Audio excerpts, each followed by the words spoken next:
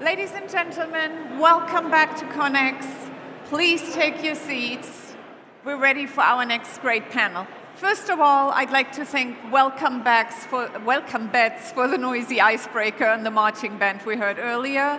They've been supporting us for the 4th year in a row. And now we'll move on to our executive panel where we will explore industry limits. The panel will be led by Alex Gisbert. Alex is the managing director of XEA Global, a consultancy specializing in M&A advisory and growth strategies for travel and travel tech businesses in Europe, the Middle East, and in the US. Alex is also a venture investor to identify and scale companies that will be leaders in the European travel tech into the next decade. Ask him about Jutasklaila, Open Travel Distribute, or Travel Tech 2, a 50 million euro VC fund investing in the European travel tech. Alex, and with that, the stage is yours. Hi, everyone. Hi, everyone.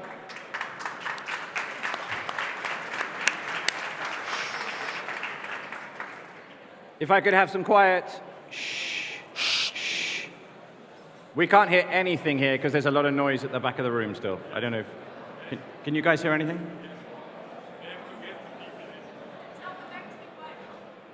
Shh. Shh. If I could have quiet, please. Okay, so it's a pleasure to be here. Delighted that we are moderating what really is a star panel here today at Connex. I'd like to start with congratulations to TravelSoft, Travelgate, Christian Sabat, Pedro Camara, congratulations. And I personally were a very small advisor on this deal, so super excited to get it over the line. Very, very good.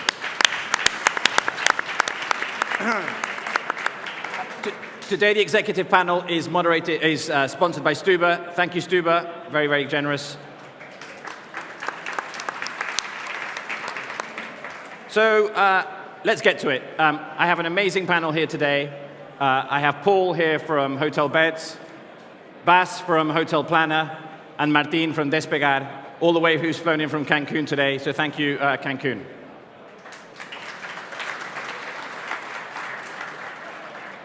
I still have a lot of noise, Sabina. I don't hear a lot. I still cannot hear you. You can't hear me? No, I don't hear you, so they have to quiet down. Shh! I need all you to be quiet at the back. Rowdy lot. Thank you. Thank you. That's good. Martin came all the way from Cancun. I reckon we can be quiet, right? You know, it's kind of a fair deal. The concept of Connex this year is enough redefined. And we're here to define and help define that concept. We're here to discuss enough. I genuinely think we have some of the very best of our industry here today. And I think we're going to be talking about the concept of enough across the different vectors that covers. Post-pandemic, the word enough has become much more relevant to us, right? I mean, we hear about people talking about experiences over destinations. We talk about revenge travel. We're seeing all around the world riots against the travel industry. We're talking about lots of debate on sustainability, even here in Mallorca. And also, I think we're talking about a consumer that is discussing enough and worrying more about the planet. But also, I think all of us, and there's an awful lot of leaders of people and managers of teams here today who are facing real problems with their own talent, of people who are saying, I don't want to work this much. I don't want to do this much. I don't want to work that hard. I don't want to travel that much. So I think the concept of enough cuts across various vectors, and let's explore those within our industry. Let's explore them within our companies. But also, if you don't mind, guys, I'm going to talk to you a little bit about what you personally consider is enough also, which I think is relevant to a lot of the leaders here today. So, Martin, let's start with you. In terms of the travel industry, when does this constant pursuit of growth, this constant growth, year-on-year tracking, reporting, become unsustainable? I mean, is there a limit to how much these travel companies in this room can grow, and when does it become really too much? Okay, great.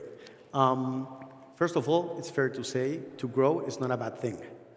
Okay, you grow because you're offering better pricing or better product than the competition, The industry is growing on multiple segments, so sometimes if you stop growing, you're actually losing relevance in the market, and you won't find many successful companies that are not growing. So growth is not a bad thing.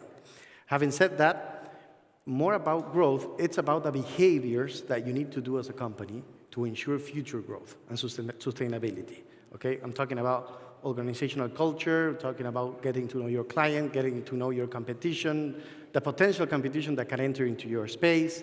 It's about having a clear vision, a clear strategy, having talent. And I think that those are the things that are important more than growth, and growth is a consequence of what we spoke before. And in terms of limits, I think that we work on a very fragmented industry.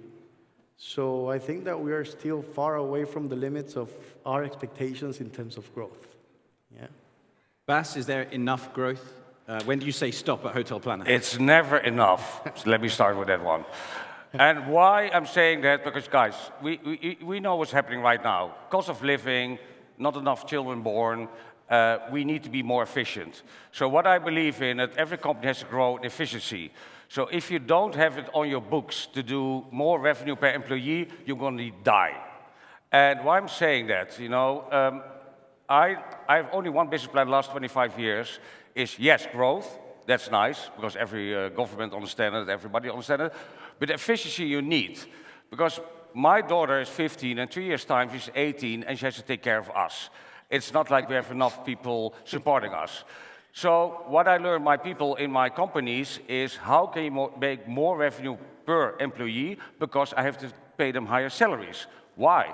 Cost of living, you all know this, is high in every country. Education for children is very high. We have a big problem in the care, in the hospitals, so you need to make more money. So growth, enough is enough? No, we have to make more money per person in this whole room, because we have to pay our employees better. You're less incentivized by top-line growth. Yeah. But you're saying growth is, but profitable growth is what matters. Profitable growth, because that's what people really misunderstand, you know. I'll be very honest with you, you know, I'm jealous on Airbnb or Uber, or because they got a shitload of money to just start a company. I start with nothing always. And I believe in revenue and profit. If you have a marketeer, for instance, if I talk to marketeers, oh yeah, let's do eyeballs and everything. Eyeballs, I pay euros to my people. So I like profit, because we saw the pandemic. A lot of companies going down right now, except of course, Pedro, you sold the company. But a lot of people didn't make enough money on their bank to survive a crisis. And crisis will come, will come. So keep making profit, not only growth. Paul, how does Hotelbeds, you're a massive company, 5 billion plus, lots of news I'm sure to come. Do you get to 10 billion, or do you start worrying like Bas does about the bottom line? I'm going to take it a slightly different way. Look at our industry as a whole, and the next 10 years, the industry as a whole is going to grow between 4 to 6% year on year. GDP growth is going to be around about 2.5% year on year. So as an industry, we're contributing to that GDP growth. And that's great as an industry. We're bringing many millions of people out of poverty.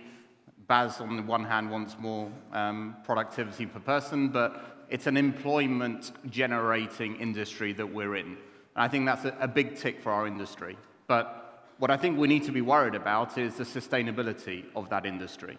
And that's where we need to be very, very conscious about, are we growing in the right places? I'm not sure who read today, but in Mallorca they said that the growth is going to be an unsustainable growth, and they're talking about limiting flights. Now, there's a balance there. There's a balance there that we need to be careful as an industry, because the problem with that is that due to the fragmentation that Martin was talking about, no one company is going to take that seriously, because there's enough growth for all of us to not even be a major player in any one of these areas. So, you know, whether we're 10 billion, whether booking is 100 billion, it's still a very, very small part of the industry. And I think that in itself creates the issue that no growth is good enough, because there's a lot of potential there. But I think we need to have a mindset change here to then say, how do we as an industry come together to make sure that where we are growing, and of course people will be able to gain greater shares of wallet or less, but as an industry, how do we make that more sustainable? Because if we don't, governments will. And I think this is something that we need to think about that in that different way. We're all wanting to grow. I think that the growth comes from, are you providing value to your partners? And that value and that constant value is something you need to be providing. If you do that right, then you will grow as an industry. There will be people here that will gain shares of wallets of partners and others that will lose. But I think it's more in an industry area that we need to think about this growth. Okay, so the three of you are saying yes, growth. The C of you saying there's opportunity. Gordon Gecko here is saying even more growth than that, which is really, really exciting. But to get there, and we're sitting in a technology conference, right? It's clear that the consumers, the sands are shifting, and innovation is really key. And there's a lot of people here that, just from the coffee break, are saying, let's do this new, let's innovate, et cetera, et cetera. The three of you come from very mature, very successful businesses. Start with you, Bas. When is innovation enough, right? How much time can Hotel Planner genuinely say, we're going to spend all our time on not only growth, but continually innovating? Have we got enough around innovation, or are we overdoing it on this obsession around innovation and doing new stuff? You know, most people here out of Europe, and I think innovation is needed. You know, as long as we have 7 billion people on the planet, innovation is helpful. I always give this example, for instance, from Google. Everybody here loves Google Maps. It's a really good product. So I think we have less. The biggest thing we saw in the COVID, that 1 out of 10 people before COVID worked in the travel industry. Now, after COVID, we have a big problem. The biggest problem is getting people to work in our industry. You know, a lot of restaurants, hotels, they're lacking people. So innovations, and we are now on the front end of the AI revolution, what really will help all these stupid tasks we're doing from, oh, how far is the airport? That's all data we have available right now, and somebody doesn't have to pick up the phone in the hotel, but they can look at the consumer coming into the hotel. But how much of your time, Bas, is innovation? 100% of your time, how much are you spending on innovation? 50%. 50%. Every morning I get up, I look at my data, and like to innovate everything what's stupid, take everything out. Because it's possible. The only thing is that people are really lazy to use technology. And I don't believe only in technology, I believe technology with a human touch. Same thing about IE. Oh, I'm an IE company. AI. No, you need people to interpret the data, and then it can be value for a company. But you have to innovate. Even Macron from France says, we are far behind US. Because we have all these rules, everything in Europe and things. The US is shooting a new technology in the air every day. And I think that's what we're missing in Europe. You need technology to make, again, on my story I said 5 minutes ago, is revenue per employee. 50% for you. Paul, how much of your time is innovation, and how much of the resources at HBX, is around innovation? How much would I wish it to be? I would say 50%. How much? Probably on a weekly basis, it's probably 20%, 7 days a week, not 5 days a week. And I think that that's something that we need to be conscious of as we get larger, that innovation does become more difficult in a business. And I think the challenge here is that we don't need to innovate each one of us individually. I think where we often think is that the way to grow is that I need to do it myself. And I think that this is where, as an industry, and I'm not sure we're there yet, we need to think about innovation and partnerships can go hand in hand. We can solve problems together instead of thinking that each one of us individually need to go and innovate in our own route. And I think we do far too much of that as an industry, not using partnerships available to then say, what is the problem you're trying to solve or opportunity you're trying to get? Be laser focused on that. You don't have to do it yourself. And I think if we do it in that way, we can become a far more innovative industry than all of us very, very busy doing actually very similar things. And I think this is where we need to change as a business, Martin, as an industry. You guys are out-and-out leaders in Latin America. Do you even need to innovate? Is this relevant to you? You're killing it, right? It is. It is always important to innovate. But it's true that also we sometimes get over-obsessed about innovation itself. Yeah. And I don't know, maybe we can separate innovation in different groups to order a little bit the conversation. I'm very aligned with what was spoken on the last panel. I think that there are innovations that have an actual improvement on the value proposition or on the customer experience. And there is a lot happening there. We have our own AI, and the size of the revolution of AI is like when we started selling ticket online or when we started having a phone in 2010. That's the size of the innovation, or maybe even bigger, okay? And in that regard, it's clear that when someone is searching, planning, booking, there is a value there for the customer. You can offer them a much richer, a more flexible solution than the one if they have to navigate your webpage. Second innovation, I think that it's innovation for efficiency. Yeah, innovation for efficiency. I think that that's very important in this low-margin industry, with all the pressure that we have to increase revenues and to ensure operational leverage. Because if you grow without operational leverage, it is a growth that it's incomplete to some extent. So the important thing there is that we innovate on efficiencies. We are using AI also for marketing purposes, lowering our cost per acquisition, developing multiple landing pages at a fraction of the cost of that we did before. And also we're using this for our back-end operations and to see the agent quality control or to even try to predict the risk of a legal claim because of the tone of the person that is calling. So we're doing a lot in that regard. And then you have the third group, that it's innovation, that we do innovation just for doing innovations. And probably we import innovation from other industry that are not necessarily centered on the client needs or even centered on efficiencies. And there's a lot happening there also. And sometimes we get obsessed and we do technology because we like to do technology, not because we are actually doing technology for a client. So I think that the way to solve this is whenever we build our roadmaps that we all do, it's to put the client in the center and the efficiency maybe a little bit lower, but always focus about the client and not on the technology, because we need to do the technology for the client. And percentage of your time on innovation? 20%. 20%. So if you're here today, you're leading a team, 20, 50. If you're doing less than 20, you're doing something wrong. If you're doing more than 80, you're probably also doing something wrong. Is that if you're just sitting there saying, I just want to be disruptive all of the time, you're kind of missing the point, I think, at the same time.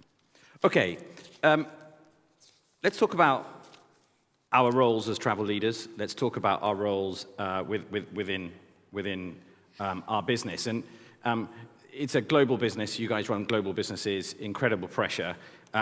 You've all, you can all see, had incredibly successful travel careers. When is it enough on professional advancement? When do you say, you know what, I'm VP Despegar, this is it now, I'm done, man, I don't need to go anywhere else, I've reached it. When is it enough? Because there's an awful lot of particularly younger people here who are going, oh, I'm waiting for that next promotion, I want to keep going. When is it enough, Martin? What advice can you give to the crowd? It is a tricky question, for sure. I think that it's enough when you start feeling that you're not putting enough value in the table, okay? When you're not curious enough, ambitious enough. I think that it's like at some point a mental limitation that you put when you talk about where is your peak, okay? I think that you can always challenge yourself, you can always challenge your business unit, you can always challenge your team to deliver more. And I do like the actual statement of Fernando Alonso saying that the target is a mobile target. Yeah. Okay, it's not something fixed. So I do believe that it is something very relevant, but I think that it's never enough. Paul, when have you reached your peak? Do you know how you? When I've got enough money. When I've got enough money to retire. No, I think when it's enough is when you're no longer enjoying what you do. Now, I'm not saying that there aren't specific days or specific hours that you wake up in the morning and you say, oh, I've got a tough meeting here, therefore that particular time you might not enjoy. But if you see over the course of a month, 3 months, that actually you're not enjoying what you're doing anymore, I think that's probably the time where you need to take a look at yourself as a professional leader and say it's probably time to find something else to do. And I think that's an important area, because we're in an industry that we often forget with all these numbers that we're talking about that we're making people's dreams come true. And that's something that we need to remember, that we should also enjoy that as well, instead of just looking at our numbers, how many searches do we have per day, or whatever else it may be. So I think it's around, I think, that sense of enjoyment and sense of fulfillment as well. So it's not just about enjoying it, but also, are you feeling that whatever your ambition is, are you fulfilling that in a way that you're enjoying what you're doing? And that's where I think it's important. Bas? When I think about it, when I started with 27 years old I was, and starting with Booking.com, frictionless travel, and we're far from there. So when is enough? When I really fix the problem, and the problem is not fixed. And so I stepped out of the industry for a couple of years, and I went back, because I'm so irritated if I still book an apartment in the Alps with my family. It's almost impossible online. So we are just there, We fix a problem, 2 people in a hotel room. Yes, we fix that problem. But we fix a lot of things not. Even, why are we still using a search box? Why I want to have an hotel tomorrow in Amsterdam, $500, give me 3 of the best hotels. So for me, I will keep being in this industry till that is fixed. There's also the old CEO of Kayak. He's also still with Kayak. Because a lot of people left. They sold the company, made 100 million, and they go sit boring with their wives on a cruise ship, whatever. And then, you get demented. You have to stay in the game. And I think the old people, like me, dinosaur, we can help young companies where the problem is and give that information back. So I will keep working till I die. Will you fix it?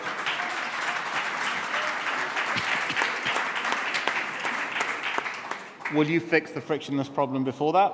I hope so. I talked to Glenn Vogel last week.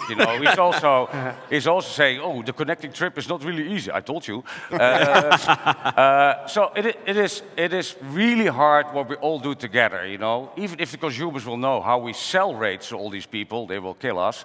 But it's not there yet, and all the tools are there. But what you just said is really important. Please, guys, work together. There's no competition. The world's big enough. 1.1 trillion dollars going over, people spending. But we have to see each other not as competition, but work together. Somebody's good at getting rates done. Somebody's good at the UI. Work together. The world's big enough. There's no competition for me. Don't die, right? Fix it first. Bas.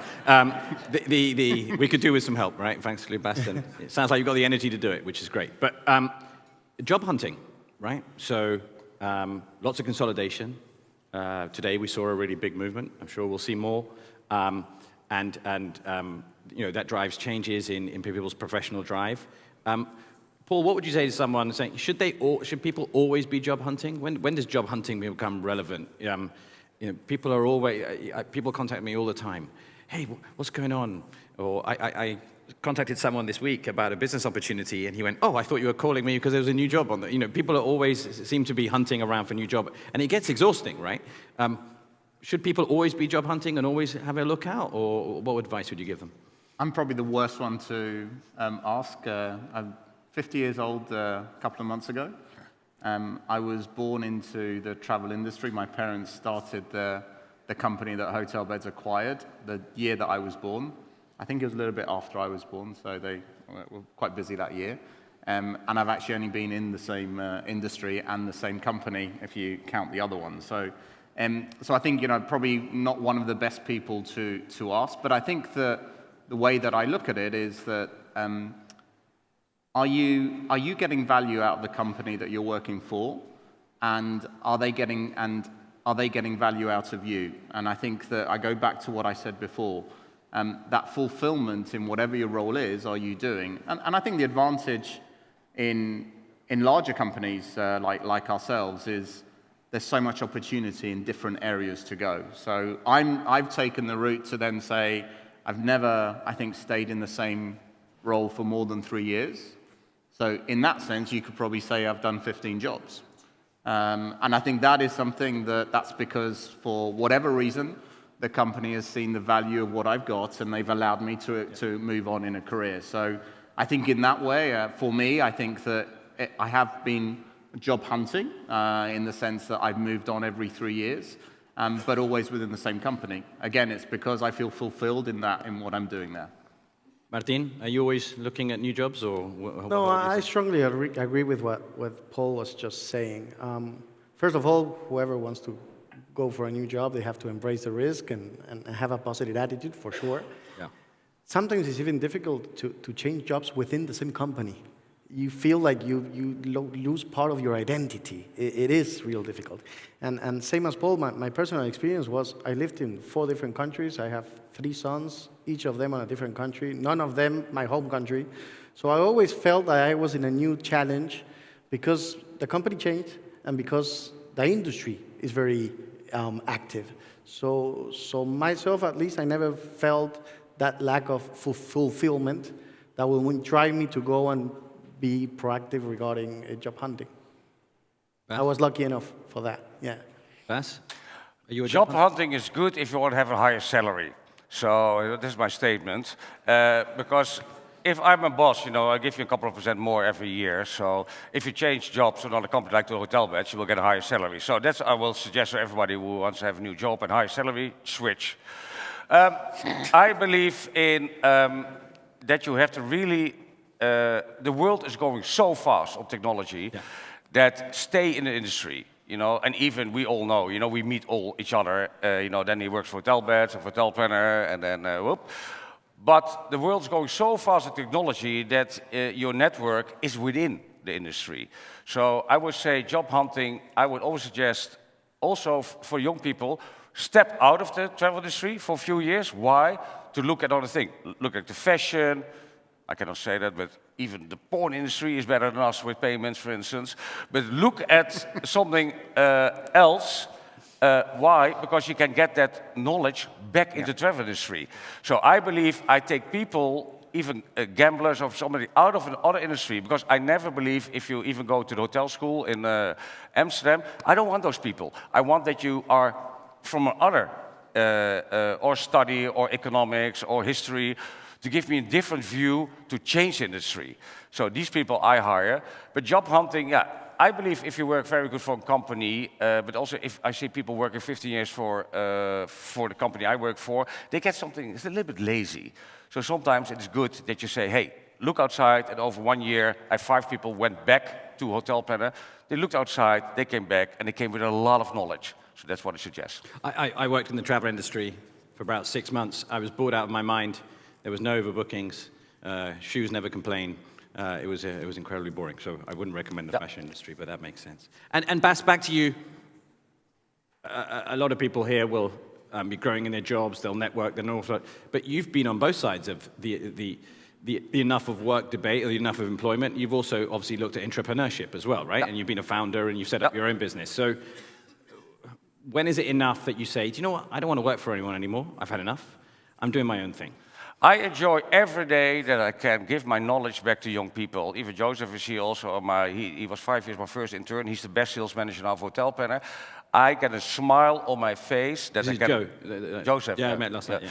But I get a smile on my face that I can learn people back. I give courses on the university, on entrepreneurship. I like that young people use my knowledge to elevate in their lives. And so entrepreneurship, yes, I invest in companies. I'm working now for Hotelbeds to elevate this company to the roof. And I love it. And my mom is getting 80 on Thursday. She didn't work the last 30 years, if you imagine that one. At 50, she stopped working. So 30 years of pension plan and playing golf all day, that's not my thing. What I love is to work with young people. They don't have boundaries. Because how older I'm getting boundaries. Security for your kids and everything. I hate it. I have to be black and white, go for it. So I also said to everybody, start a company. And they say, oh, I'd like to be an entrepreneur. No, you will fail so many times. My salespeople, after 100 calls, if you make one deal, you're a good sales guy. 99 times disappointment. That's what entrepreneurship is. I sold 3 good companies, but I failed by bikini company, water company, whatever I all had. I've wasted all my money when I'm 35 years old. But when do you know that it's time to work for Hotel Planner? When do you know that it's time to be an entrepreneur? It fits with, I have 4 T's. I will give you that one. Good takeaway, because that's, I believe, I love to work with technology. So the founder or the company I invest in has to be a programmer. Secondly, I like people who like traction, like me, revenue. The team, and then the timing. But I like to create things. You know, I love, like being on stage. I love it. And people think, oh, it's really easy. No, I was also very excited 5 minutes before. If not, you don't perform very well. But I will do this for the rest of my life. And even with no money back, I don't care. Just get young people, older people, elevate them, create things, because that's what we are here for. Martin, entrepreneurship, does that tempt you? Have you thought about it? Actually, not so far. I don't have any entrepreneur experience on my history. I'm just turned 40, so maybe I'm having to take that sort of about decisions. to happen. It's about to happen. Right? The thing there is, I do have a huge respect by people who are entrepreneurs in this particular industry, that they find a specific consumer need that is unsatisfied, and they deliver a product or a service or a capability to be able to achieve and satisfy that need. On this industry that you depend so much on technology and on scale. Yeah. So it's really difficult to innovate and to be an entrepreneur in this particular industry. When I think that it's something that can happen while you're in school, in college, while you're already working, when you're at your peak or tired of working, or you feel empty on your fulfillment, or even old enough when you retire. I think that there's no a time. It has to do when you feel it and you feel the drive to actually take the risk, because I imagine that it takes a lot of your energy and other resources for sure. And in that regard, I think that we're in an industry that it's very collaborative in that sense, and very supportive. I don't know. Last week I was in Las Vegas, and I remember speaking with a guy that just launched an agency for people that were on wheelchairs, and it was amazing the passion of this Chilean guy that was speaking with me. And yesterday, while I came with the driver, he was telling me that he's waiting to be a tourist guide, to open his own tourist guide agency here in Mallorca. So I think that it's amazing. I think that it's very necessary for the regional economies. I think that it's very necessary to create employment. I think that there's plenty of positive things, and we, from our position, people who are here in this room, we need to support, and we need to help these people that are going to do the first steps that I imagine that are very complicated and challenging. Paul, you come from an entrepreneurial family. Where do you see entrepreneurship fitting in? Yeah, I think I was very lucky and fortunate, that entrepreneurialness that we had for many years probably made me the professional I am today. And I think there's a difference between being entrepreneurial and almost deciding to do your own thing, and having an entrepreneurial spirit that can also work in a large company as well. And I think that, in entrepreneurial spirit, again, if the company affords and allows you to be able to enjoy that, I think that's great. What I would suggest to people, if they're thinking that they want to be more entrepreneurial and do it themselves, is it a different problem you're trying to solve? If you're going to say, I want to be an entrepreneur and do the same things that are already being solved in the companies, I think it'll be very hard to actually make that jump and make it successful. But I think, what's interesting here is that we probably have a serial entrepreneur in you. So what do you think about why did you jump and do something different? We heard before, probably the best advert you ever had before when you got introduced. But let us know from your perspective what you think. So I was 40, right? And I decided to set up a business and co-founded with Elodie at Fastpay Hotels, really because we got to a point in our work where I think we all felt like there's nowhere to go. We want to spend more time with, we not together, but we had young children, and I think we were looking at entrepreneurship in the context of lifestyle and solving a problem, and we thought it would be more fun, right? I think we'd run out of fun, and we'd run out of at our current work. So I think that was a driver. So I think that that's one of the drivers. So Bas, I think similar to you hit your 40s, maybe it's a crisis of some kind, and you get into it, and then unfortunately it becomes very addictive. So the idea of then working for someone else is just something you don't want to do anymore. Right? But when I add something, people sometimes think, when I started to be entrepreneur very young, people think you can pay the bill, the restaurant, and everything, because entrepreneurship is rich. If somebody starts a company and says, yeah, I'm doing this because I want to sell it, I don't invest. Yeah. Create what you're saying. Solve a problem.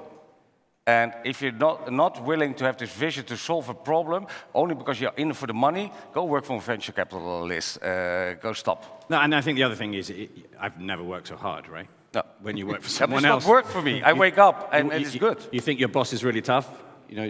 What is it, Joe? Yeah. He's got a really tough boss in you, right? But no. I'm very nice to him. The day he ends up setting his own business, he'll be working for No, but 5 I times want as that hard, he becomes an entrepreneur. But what I learned him, first build your network. Yeah. Because some people start stupid. They start right away with an idea, but they cannot make a deal. I'm a salesperson. I had to hit it the hard way. Contract hotels from the beginning. I had to explain what internet was. Yeah. Even in Italy, who is internet? No, internet is something different. But I want to give young people my network, for instance, because then, if you start entrepreneurship, you can lift off. Yeah, it's true. Let's talk about networking, finally. My word, I was talking to some people today saying, I leave here, then I go to Madrid for something, and then next week I'm in Shanghai, and then I'm in ITB, and then I was in Dubai last week. Have we had enough of these? No, not this. This is the perfect event ever. But so this, all of us have families, or hopefully we all have friends, families, and commitments, etc. But is there real value in? Have we done enough of particularly this time of year? It feels like every other week we're at some kind of travel event on the other side of the planet. Are they really productive? Have we had enough? Does this all make sense to you, Martin? Let me think. Last 15 years, I've been flying to different meetings, different tourism fairs and everything, and for sure, I always find, I never regret of one trip. Okay. Our work, it's about building relationship or getting to know new people, and we're very lucky about that. So lots of travel. Bas? Yeah. Very quick. I think events are good. I like this because we're a little bit similar like Hotelbeds does with also Travel. We bring really partners together and we learn where to work. The only thing is, yes, there are too many in the same month. Like in November and even May, you meet the same people. Paul, do you go to all of them? Have you had enough? I used to. I try now to balance between family and those events. Not well enough. But I think that's, I suppose, the challenge for all of us as professionals. They're actually enjoyable events as well, and therefore we work with nice it. people, right? Well, mostly, not apart from you. But I think that's the challenge that we have, right? Because we also have our families that are also as important for us. So we need to make that balance. It's a tough one. Guys, you've been really transparent on some of these questions about stuff. I'm going to go very quick fire on just the concept of enough, stuff that sort of tickles me and go for that. One word, maybe 2 words answers. Bas, what innovation could we really do without in our industry? Innovation that we don't need it. Coffee machine. Coffee machines. Martin? Chatbots. Chatbots. Paul? I'm going to be controversial here. Talk about AI without the negative parts of AI. Exactly. And I think this is the bit that we need to understand as an industry. Which destination, Paul, have you visited recently where you just thought, you know what, there's just too many people here? Bali. Bali, interesting. Louvre, Paris. Oh, I'm going there in August. Stand in line. Eiffel Tower, summer with kids. Eiffel Tower, summer with kids. I went on a Greek cruise in Athens, and the Acropolis was the same kind of thing. What trends in your day-to-day have you had enough of in work? Like we're all changing the way we work. Obviously, we all hate video calls, right? But, what have you had enough of? Long voice messages. Oh, on the WhatsApp? Stop it. Yeah. Emails, I hate them. And? Team meetings that just fill my calendar. Yeah. If you were one person, no one would ever talk to you. You realize that? What have we not had enough of? On the positive, come on, something amazing. You go, I want more of this. Paul? Alcohol. Alcohol, very good. Bas? He took yours, so you got it. No, I never have enough of. I really love my industry because it's such the people. 2 words. People in the travel industry. People. Martin? Celebrate achievements. Celebrating achievers. And finally, has anyone had enough of Connex? We're just starting. Very good. Thanks, guys. Very good. Thank you. Thank you.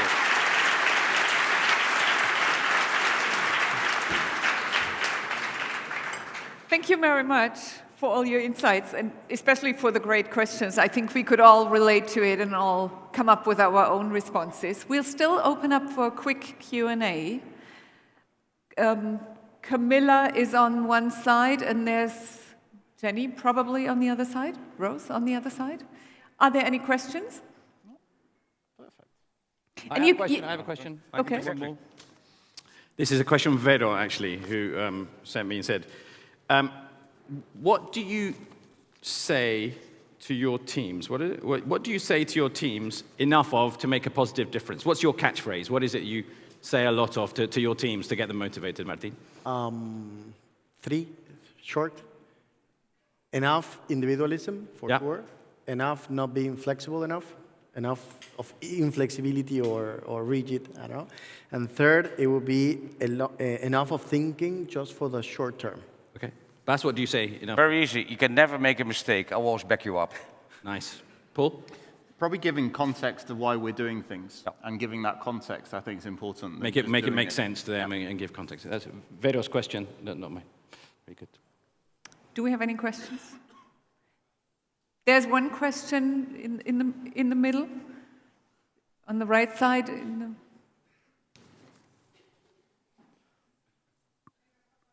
He's hiding.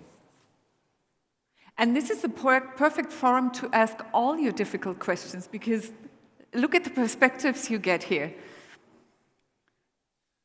Hello. Hi.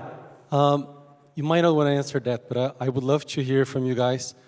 What do you think is going to be the next big innovation that's going to change travel tech and maybe the guest journey in the industry? What innovation is going to change travel tech in the industry? Is that the question? Well, the guest journey. So how do you think that the booking experience or the journey of us as guests, for example, is going to be changed? And what do you think is going to change? I mean, do you think there's going to be a new... Bas, let's start with you. You're going to fix it, right? Before you die. Yeah, I'm fixing technology, but what I really like, I just talked to CEO of KLM, you know, they're really talking now with the train companies and the airline companies together. How can we, what you just said in the beginning, how can we make our travel more sustainable? And it's a big thing. So I think the next thing what you're going to have is really a connecting trip, that you can go from Brussels with a train to Amsterdam and then fly to Houston, for instance. That's really happening. So that will be a big revolution. The connected trips between the partners to get more sustainable travel. That will happen. Myself, I do believe that there's a huge space still for solve connectivity things among providers and sellers. I think that there's a huge opportunity to develop more companies as this one. I think linked to that, it's how do we make more seamless use of data? I think what happens ourselves is that we're all actually sharing pretty similar data. And I think that this is something that we need to make better use of and do it in a better, more sustainable way. I look at ourselves and we have 5 billion searches a day. The same search we could be getting from 400 different customers at the same time. Well, they're all here. Exactly. Thank you very much. So I think that in itself is something that we need to be better at as an industry. Fantastic. Thank you very much. Thank you, guys. You're welcome.